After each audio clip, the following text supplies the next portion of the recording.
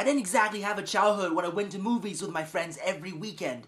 But I do remember seeing Gladiator for the first time when it came out when I was about 7 with my dad, and apparently I fell asleep during the movie. I guess my only justification for that is I was too young and the subject material was too advanced for me to handle. Because Ridley Scott's Gladiator, which I saw again with my friend in high school, is one hell of a movie. Pompeii, in comparison, is like a watered-down wannabe version of Gladiator, minus Ridley Scott, or Russell Crowe, or the intelligent script, or a memorable soundtrack, or the decent quality. For you girls out there, if Gladiator is Harry Potter, Pompeii is your Twilight. And it makes perfect sense. Let me do a quick rundown and you'll see. Attractive male lead with a Harry-style hairdo. Check. Attractive female lead, i.e. the damsel in distress who is pretty enough, but not drop-dead gorgeous so the romance wouldn't feel too good to be true. Check. Night sky under the moon. Check. Cheesy-looking special effects. Check. Trinity? Check. Close-up shots of two leads staring longingly into each other's eyes. Check. Abs. Checkmate. And I guess there's something for the guys as well. Volcano. Check. And that concludes my list. I don't want to be too hard on this film because it was directed by Paul W.S. Anderson. In case you don't know who that is, this is the man who single-handedly ruined Resident Evil.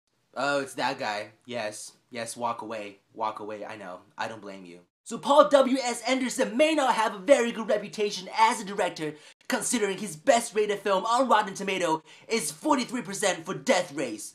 But believe it or not, Pompeii is closest from him actually making a decently average, passable-ish film. Like I said, don't go into the theaters and expect to see Gladiator because it is no Gladiator. It ranks closer to Troy than Gladiator if you strip away everything good about Troy and leave with only Brad Pitt and Will Turner.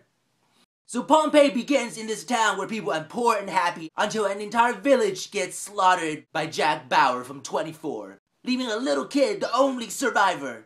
15 years later, the kid grew up to be Jon Snow from Game of Thrones and is sold to the town of Pompeii as the slave fighting for people's enjoyment. And then he meets this girl who happens to be the mayor's daughter, who happens to be returning from Rome, where a senator happens to wants to marry this girl, who happens to like Jon Snow, who happens to run into Jack Bauer from 24, who happens to be the senator / his competition, who happens to be the guy that wiped out his village when he was little.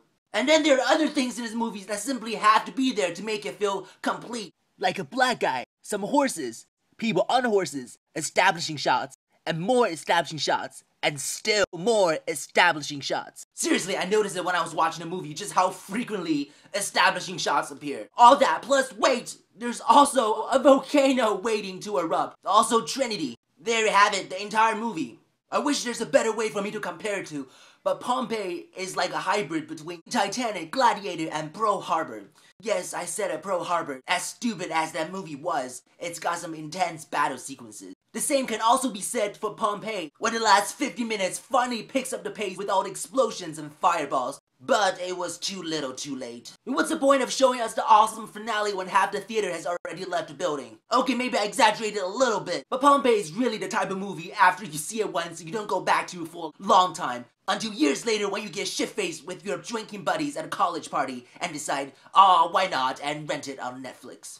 Sure, it's got some cool CGI shit going on, and it's got abs. Let's be real, other than drunken college dudes and couples going through midlife crisis, the only other audience going to this movie are going to be teenage girls wanting to see more of this. Also Trinity? Overall, I would say that Pompeii is a passable weekend popcorn flick with no real substances and borrows a little too excessively from better and smarter films that are already out there. If you're a guy, you might want to wait till that night when you get drunk with your drinking buddies at college. If you're a girl, you already know you're gonna take your boyfriends to see this movie and make them feel bad for not hitting the gym more often. So on a scale of 1 to 10, I would give Pompeii a 5 for the effort and the cool shit that happens when a volcano destroys the town. So comment below on what you think about the film and if you think it's worth seeing it in theaters. This is Kev, signing out.